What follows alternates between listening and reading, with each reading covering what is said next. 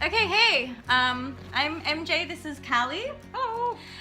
This is our second video and a new endeavor for myself to be doing interviews with sort of enlightened practitioners and teachers and healers. And Callie has been a very inspirational person in my life. Now, the last video we did was about soul contract revocation, which to me was a huge shift for my own empowerment and soul sovereignty. And today I want to talk to Callie about Reiki and some fairly mainstream healing practices. And this is kind of a big one, y'all. So this is about the delusionment, actually, and the illusion around healing modalities that we buy into. So, okay, Callie, talk to me about what's Reiki? Okay, so Reiki is sold as a connection to universal life force energy. Okay. And what it actually is a spell. Right. So the spell are when I go do a Reiki course, am I being spelled? You are.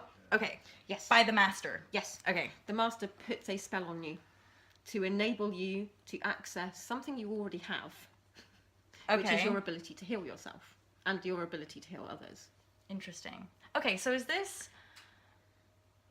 I'm kind of getting... It's not necessarily good or bad or right or wrong, but on some level it's limiting, right? Yes. Well, if you think about your connection to source, so where the symbols sit are in your crown chakra, in your third eye, in your heart, and in your hands. So when you go for a Reiki attunement, the master will stand over you and she will put the symbols into your crown chakra, into your third eye, into your heart and into your hands. So any energy that you have coming in from outside is filtered through those symbols, filtered through that spell. So you have no connection to source. Right. What? Because it's being You're tampered with? Yes. Through these spells. Yes. So Reiki masters and healers are still Reiki masters and healers, but they're not authentic. That's what I'm getting, is that they're not truly connected to their own divine source point. No, because what they're connected to is an entity called Reiki.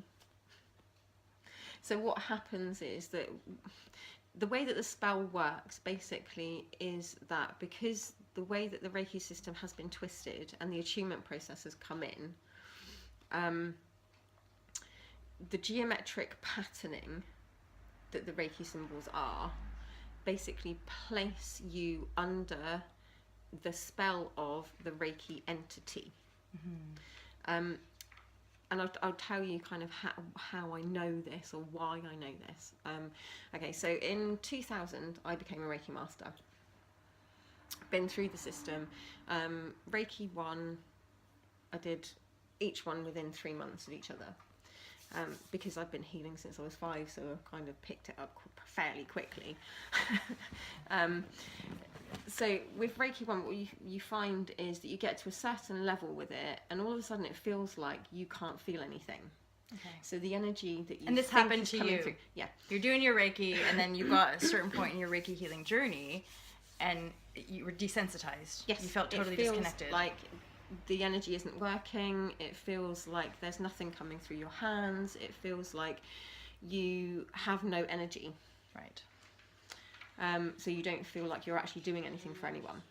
Okay. At that point, you then think, oh, I'll go for Reiki 2 because that will upgrade my energy levels. Right. Okay. So you become more attached to the masters. You become more attached to the masters. You become more attached to the entity itself, who is basically reflecting back to you your own healing ability. Okay. So it's giving your power away to something outside of yourself, hence the spell in your auric field, rather than embodying who you actually are.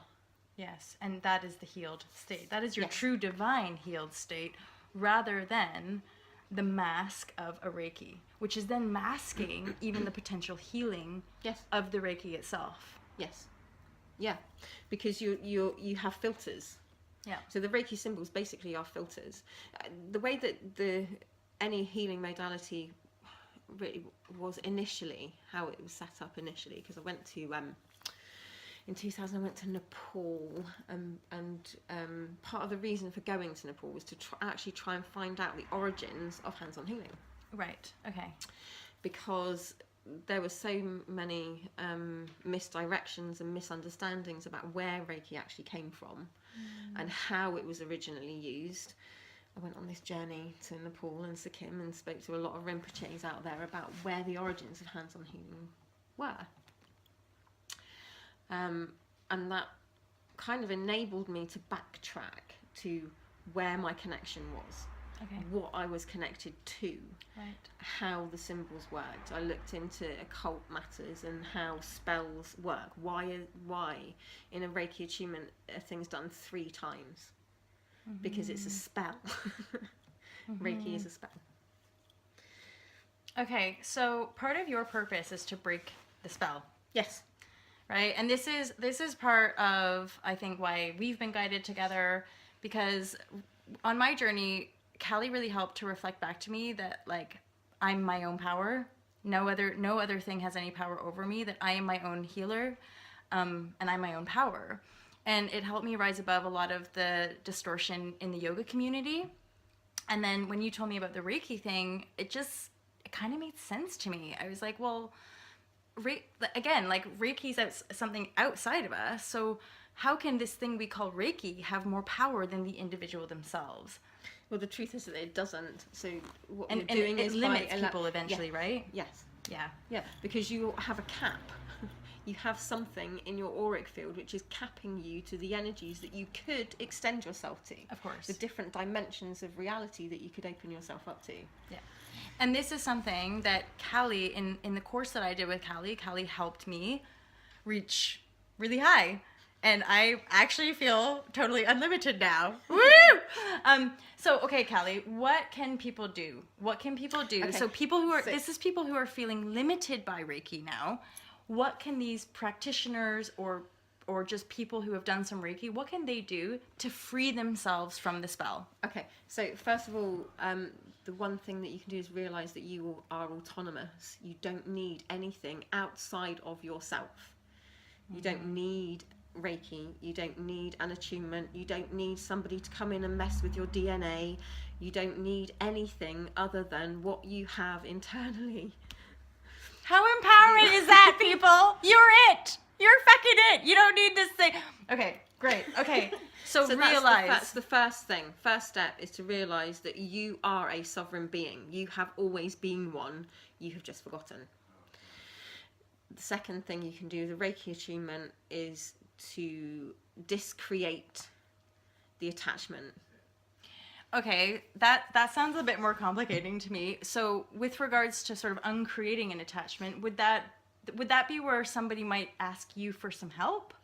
Would you be able to help people do Yes. that? Yeah, I can help people do that. So you can help people kind of, I feel like it's like almost detaching the spell. Yes. Like, you're clearing the spell away, which means you're not going to be limited by those symbols anymore. Yes. So you can, yes, I can help people to do that, but really, the most empowering thing is for you to do it yourself. You can do it. Oh, fancy that. You can be your own master. Oh my God. Okay, cool. Indeed. So they can feel into it and basically clear it themselves. So the first way of doing that is to disconnect from the Reiki entity. So your energy is not going, it kind of creates a loop.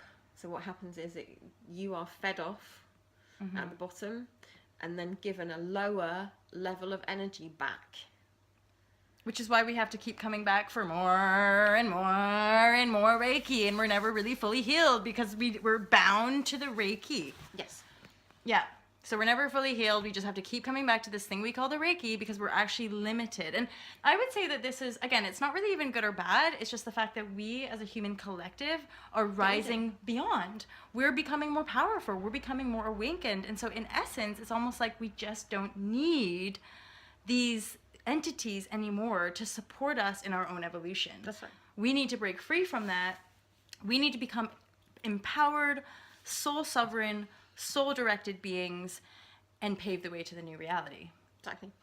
Okay, so Karleen Tammik, everybody, an incredibly powerful, just human being, sister love. And I'm going to be sharing more videos with stuff that Karleen has insight with. And I've got some more interviewee people coming up as well. So thanks a lot, Karleen. Sorry, you're welcome. Yeah, for sure. If you have more questions about Reiki, or if this like confused you or weirded you out, have no fear. Just get in touch. I'll put Callie's email in the description box below, and you can always get in touch with me via Alta Love. So power to you, people, and thank you very much. I will put out a process. I think probably Okay, is a good thing. Is to, okay, so put out a Callie's going to put out an actual process for all y'all. If you're really committed and if you're feeling limited by your Reiki, we're going to put a process out there for you. So have a great day, lots of love, and thank you so much, Karleen. You're welcome. Bye. Bye.